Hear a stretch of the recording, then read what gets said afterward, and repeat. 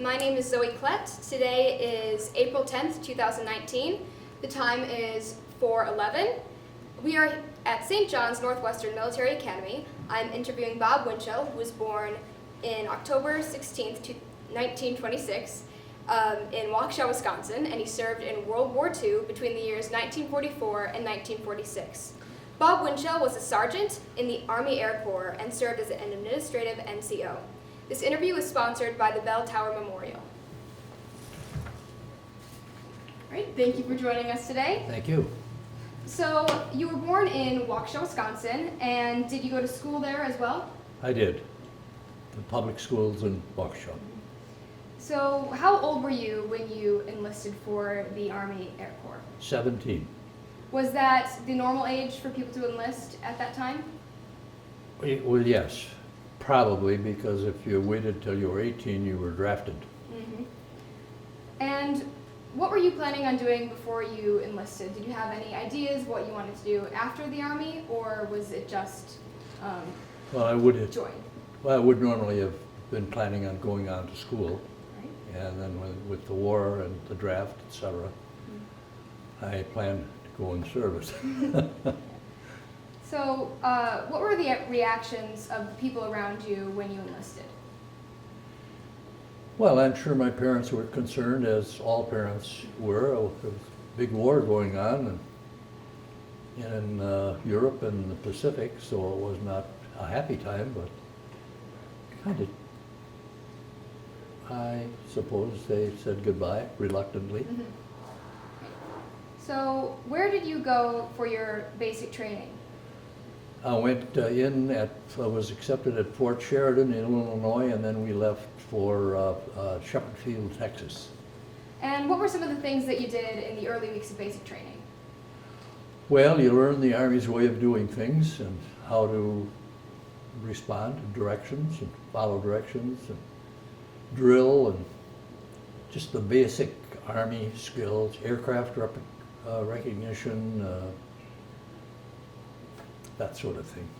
And did you find it difficult to adapt to the military lifestyle? Not really, as long as you follow directions, do what you're told. So after your basic training, did you train for any specialized jobs or jobs? Yes, after basic training, we were sent to Lowry Field, Colorado, and I was in the air. My memory doesn't always function real well. It was the remote control turret mechanic school, and that was, we were trained to service the guns and turrets on B-29 bombers. That's interesting. Did you enjoy doing that, or was it something that you were assigned to do? Well, I was assigned, but it was interesting. So after your basic training and then your specialized training with the radio-controlled turrets, where were you first deployed? Well, that was a 16-week course in Lowry Field, Colorado, and while we were about mid-course, the war in Japan was over. So they didn't need B-29 turret mechanics after the war was over. So while I would have been probably headed for the Pacific, we were sent to the Army of Occupation in Germany. Okay. When it was time for you to leave, how did you end up getting to Germany? Well, we had a furlough on the way, and then went down to Virginia, Langley Field, Virginia, and boarded a ship at the, I can't tell you the name of the port right quickly, but boarded a ship, and off we were. The ship was, in peacetime, had been the SS America. There were 7,500 soldiers on board, and so it wasn't exactly a luxury tour, but it was interesting. What were the experience or conditions on the boat like for you? Crowded. Crowded? And I didn't go too much for that over the bounding main stuff. Mm-hmm. Got seasick. But it was okay. What was the food like on the ship? Not so hot. Not so hot? Candy bars were good. Candy bars? Yeah. Were those common, or were they a rarity? No, that was you. I could eat a candy bar without getting up and going to the mess hall. Nice. My stomach felt better. Yeah. So on the ship, was it just transport, or did you have any jobs that you were required to do? Just transport. Just transport? All right. So you're on the ship, and you're surrounded by thousands of men. Did you become friends with any of them? Oh, sure. We laughed and talked. Yeah. What were Kidded some around. What were some things that you would talk about with each other on the way over? Well, what we did before we went in the service, and there were guys from all over. I remember particularly a fellow from Pennsylvania, and he'd tell me some of the stuff that they did for fun, and as I would tell. That was the first thing you always ask somebody, where are you from? Yeah. All right, so after the ship, where did you first arrive when you got to Europe? Le Havre, France. France. So was this your first time traveling outside of the country? Yes. What was that like when you first landed and you saw a new continent? Well, we landed, got off the ship at night and traveled through it was in a freight yard. It was chilly, dark, and loaded up onto 40 and 8 boxcars. You know what that is? It's supposed to be 40 men and 8 horses. Oof. But I think it was 40 ponies and 8 midgets from the car I was on. It was crowded, it was Yeah. cold, and so the engine went beep and we took off. Took off. And where did you take off to? Where were you sent after Le Havre? Well, obviously we started out in France and headed for Germany. And it was an interesting trip. How so? Oh, what happened on it? Well, not much. It was cold, and we'd stop periodically at a meal stop. If it was a breakfast stop, you ate breakfast, and if they was prepared for supper, you ate supper. It didn't make any difference whether it was 3 o'clock in the morning or you ate what they had. So it was just a train ride. Yeah. So on those stops, were those other Americans that you were interacting with? Oh, sure. Or Yeah, they were the guys on the train. Mhm. Did you ever interact with any French soldiers or French citizens, or were you? Oh, mostly we just secluded? waved at them when we went by, Mhm. hollered at the kids, or they Yeah. hollered at us. So then, after your journey, where did you arrive in Germany? Well, first in Frankfurt, and then we were there temporarily, then got on another train and went up to, the group I was with went up to Bremerhaven, which is up in the North Sea. So when you arrived in Bremerhaven, it was right after the war had ended. Uh-huh. So what were your first impressions of the city? Wreckage, Wreckage. terrible damage. Whole blocks of cities leveled, and it was not a happy population. That was the real reaction, was the unbelievable damage. When you say leveled, were there any buildings still standing at all? Oh, Or sure, some, but some shells of buildings, Mhm. but the areas that were heavily bombed, Bremen, Germany, for example, would be like downtown Milwaukee was gone. You know, it was a sizable city. city? What were the people there also desolate, or how did they act around you guys? Well, they were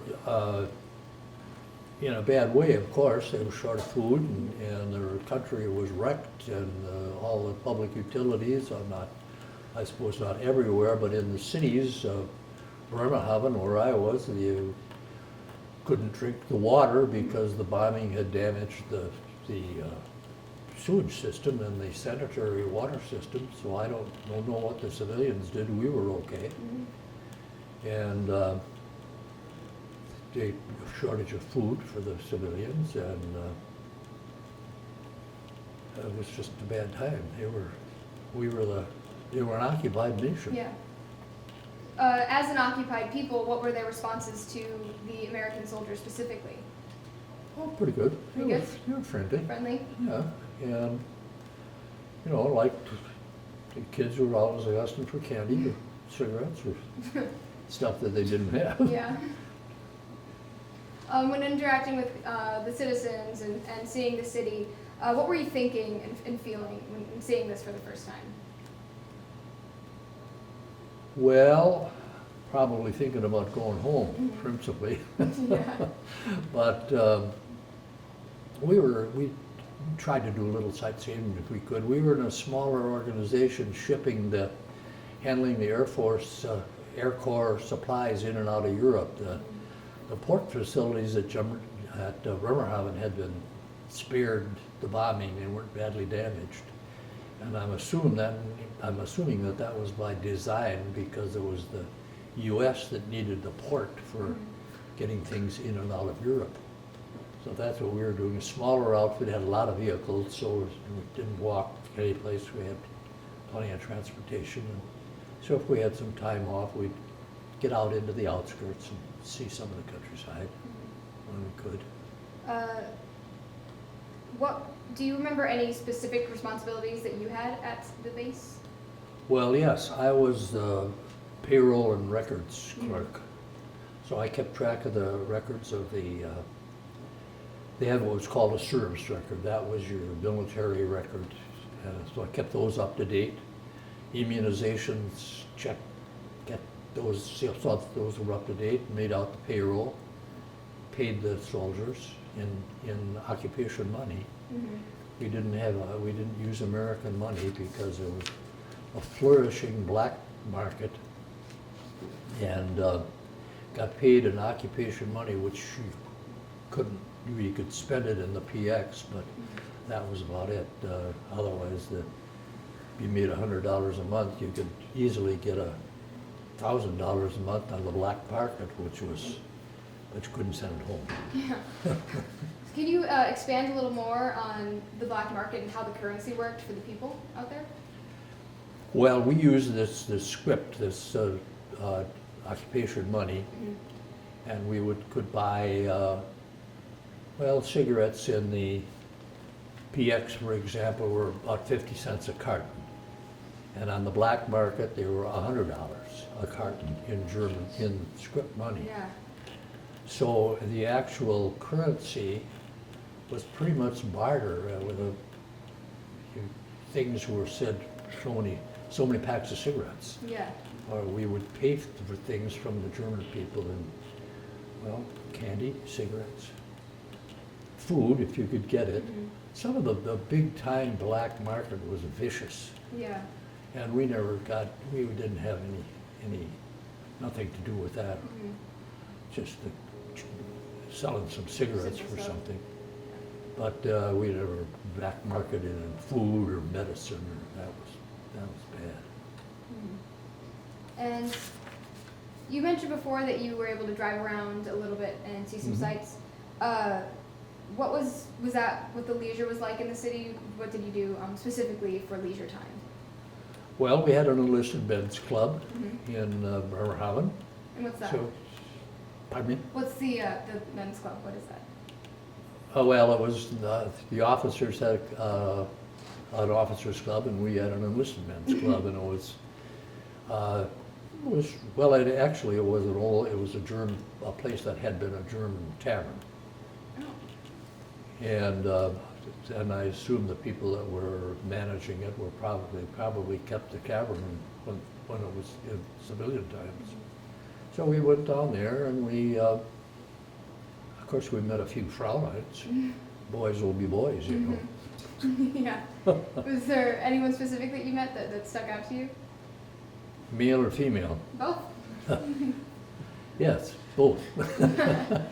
We had German civilians working for us. Yeah. And they were interesting people. One of the ladies working for us was a baroness, so she'd followed down the line considerably. And another man was an officer in the German merchant marine. Spoke several languages. They were intelligent people, and so that was interesting to learn something from them and talk to them. nobody had much to say about the Nazis. Yeah. They never talked to you about the No. war itself? Not too much, not too much.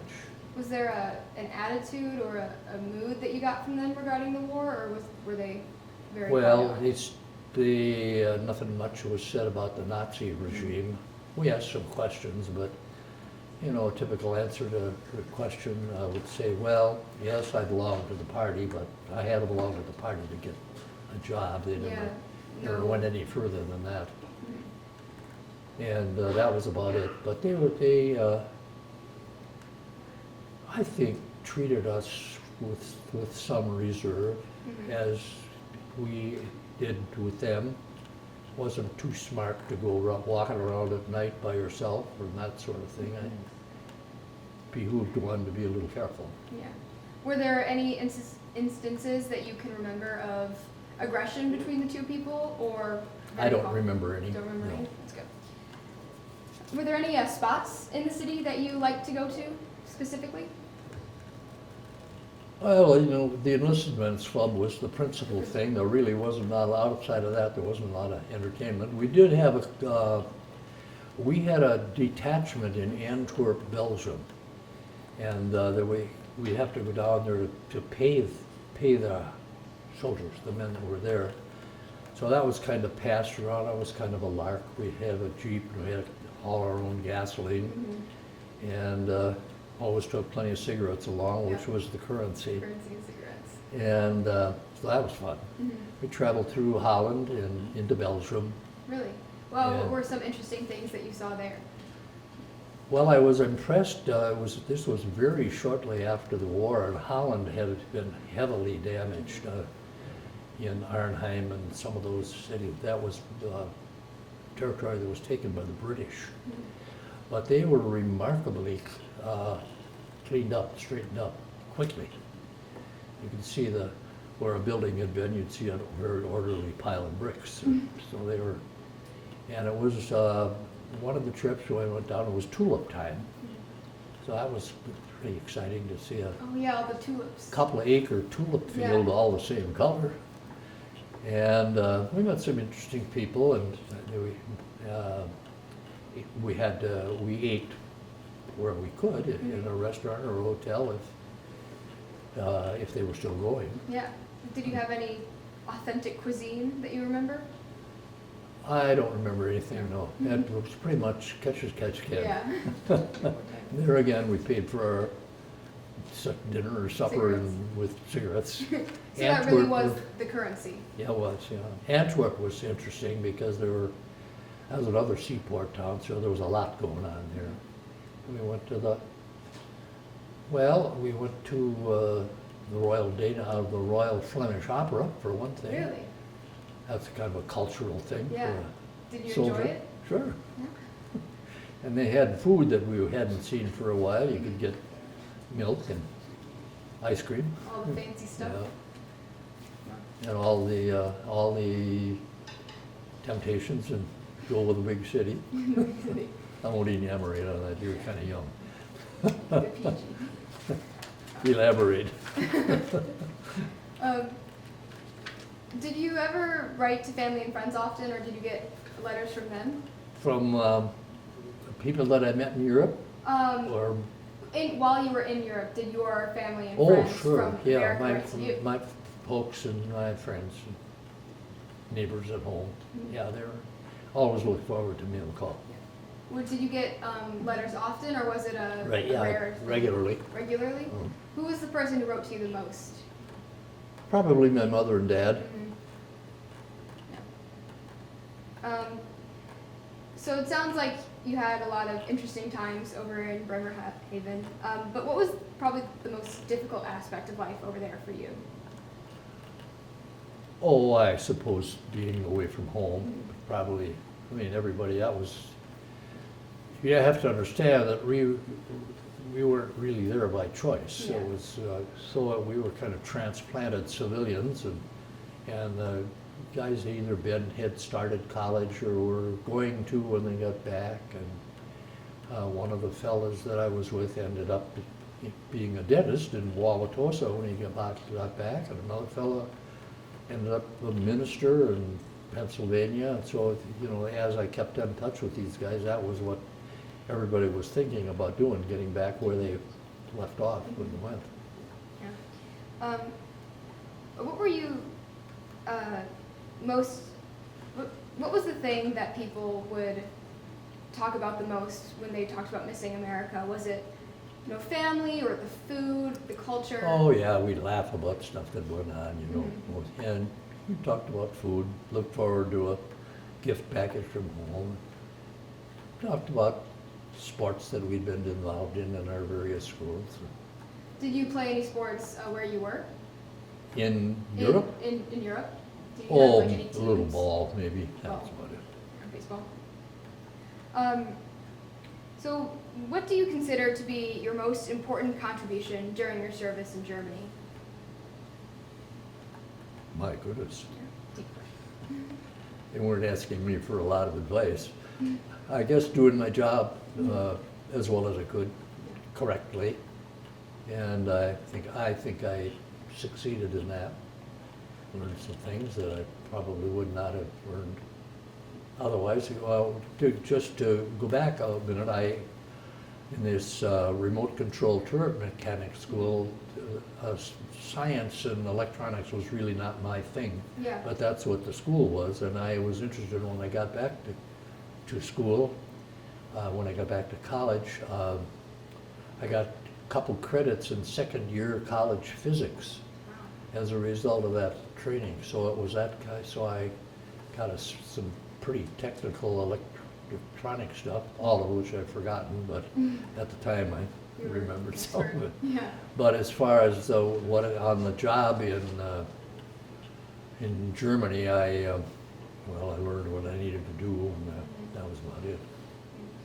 Speaking of the work you did with the turrets, did that ever come into play while you were over in Germany, or it was just something you'd learned and then it never? Just something learned. Saw my first jet plane when I was in Germany. What was that like? Well, it was quite something Yeah. because the jet fighters were very new, Mm-hmm. and you'd hear them. You'd hear the noise and look here, but the plane was over here, Yeah. which was kind of interesting. Mm-hmm. Did you ever go on one or just a plane generally while you were over there? Just a transport plane. I flew down to Munich one time Right. on business. Was that your first time on a plane, or had you been on a No, plane before? but I'd been on a plane before, but first time I was on a military plane. Military plane. Do you remember any differences, or were you just like, "Oh, this is a good time"? Yeah, it was interesting. Yeah. Bucket seats along the side, like Yeah. you see in the movies where the paratroopers sat. It was a military plane. Yeah. No conveniences or luxury. And then, well, wait, what did you do over in Munich? It was something to do with squadron business, and I really don't honestly remember what it was. It was more, as far as I was concerned, it was more of a lark than anything else. Mm-hmm. I was sort of the messenger. Yeah. So when did you first find out that you were going to be able to go back to America once all of this was kind of wrapping down? Well, after the war, as the war was, after it was over, they had a point system for so the fellows that had been there during the war, they were separated first. Okay. You got different point values for length of time and where you served and so forth. And then they began to kind of repatriate fellas, but mainly on the length of time you'd been there. Mm-hmm.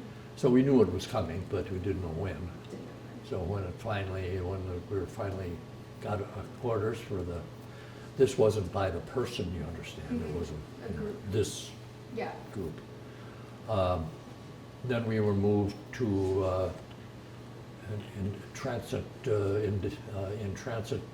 barracks, Mhm. where they'd get you organized, what ship you were going on, and so forth, and so on. So it was once we were in the chute, right? Once it was time to go home, then it went quickly. Mhm. When you found out that you were going home, the group you were in, what was your primary emotion? Were you excited? Yay! Were you ecstatic? Was that like the general reaction? Everyone Right. wanted to go home. Yeah. Right. Was there anyone, or were you thinking you would miss Germany at all, or was it completely No, no no, I regrets? missed some of my friends, of course. Of course. So how did you end up returning home once you got the order? Well, we were assigned to a ship, and then we were assigned to a staging area, and then we got on board the ship, and then the ship took off. The story was that the ship, we waved goodbye to a shipload of guys that was leaving the evening before, and the story came back to us that we were that ship had hit a loose mine in the North Sea. Whether it was right or wrong, I don't know, but anyway. So then it was just a boat ride. Was it similar to the boat ride over to Europe? Yeah, Back? about the same. So when you finally got back to America, what was it like to transition to civilian life after being in the military for so long? Well, there were a couple places. I went to Carroll University. I had started there at Carroll College at that time. And they had held a couple places because all the schools were really overcrowded, all the vets coming home. So I had a spot waiting for me. They held a couple spots, so I got home in the fall of the year and was able to go right back to school. And what did you do at school after you were done with your service? Well, I got back after the semester had started, so I didn't want to jump right in. Mm-hmm. So I took a couple credit courses for a semester, and then enrolled in a regular college course, and I finished. And so after college, what did you end up doing as a career? I was in the insurance business, insurance agency business. I met my wife. I met the young lady that became my wife when I was in college, And what's her name? Joyce. So you're done with your service and you're going to insurance, but did you ever return to Bremerhaven after? I did. You did? I did. What was that like? It was interesting. I didn't recognize anything until I finally found a statue that I remembered from when I was there, and that sort of oriented me to other things. But it was interesting, all rebuilt. Yeah. What was the statue? Do you remember? Bürgermeister Schmidt. Some German guy. And when was this that you returned? I think it was about 2000. 2000. So that's Yeah. years after. It was a long time after. Yeah. So it was completely rebuilt. But what were the German people like when you returned? Oh, they were civilian, just like everybody else. So, All the young girls were old ladies by that time. Was there anything that was particularly memorable other than the statue about your return? Well, I saw the building that we were quartered in. What it had been a school before the war, and then the U.S. used it for quarters, and then it reverted to a German military school. But I couldn't get, I couldn't get into it to see it. I would like to have walked around and seen where our orderly room was and where I lived, but I couldn't. Could you actually, speaking of where you lived, go back in time for a second? What was that like, where you lived in Germany and your rooms and all of that? Well, it had been a naval officers training school, and so it was really set up for that kind of a occupancy, and so it was comfortable, plain, but comfortable.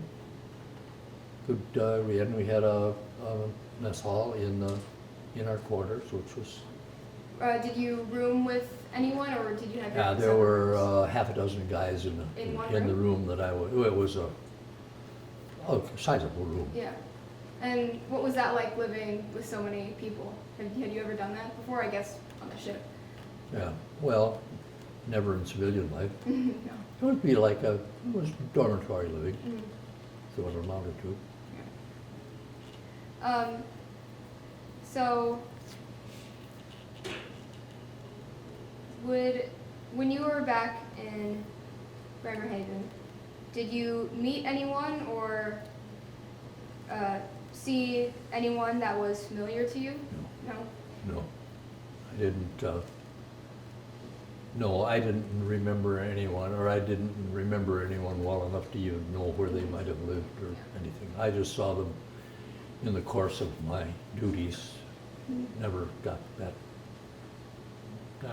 well, we wouldn't, I don't mean to imply that we were unfriendly, but never Close enough to. never close. But who were the people that you were close with when you were in Germany? The guys I lived with, Did you keep in contact with any of them? yes, I did. Well, I'm sorry to say though, most of the ones I kept in contact with, most of them are gone now. But there was one fellow that I was close to who was from Wauwatosa, so I kept in touch with him right along until he's now deceased. But, and I corresponded with several guys for a number of years. Kept track of their families. So, how were you received by your family and community when you returned to Waukesha? Fine. Fine. Was there anyone, Just picked up where we left off. was there any particular curiosity or questions about your life over there? Or? Oh, sure. Yeah, my family asked me, what I did, and asked me, just like you are. Things, what was it like in Bremerhaven, how were the people, and how did they treat you, and so forth. Did you join any veteran organizations after coming back at all? I belonged to the American Legion for a while, and then I joined the VFW later on. What was that like after experiencing military life and then coming back and being around people who had experienced the same thing? Social organization, pretty much. Was it easier to talk to people in those organizations than it was anyone else, or the same? Oh, about the same, but yeah, mostly, most of the people the men I associated with were veterans. So we kidded around, told a lot of war stories. Was there ever a story that you heard that took you aback? Oh, sure, yeah.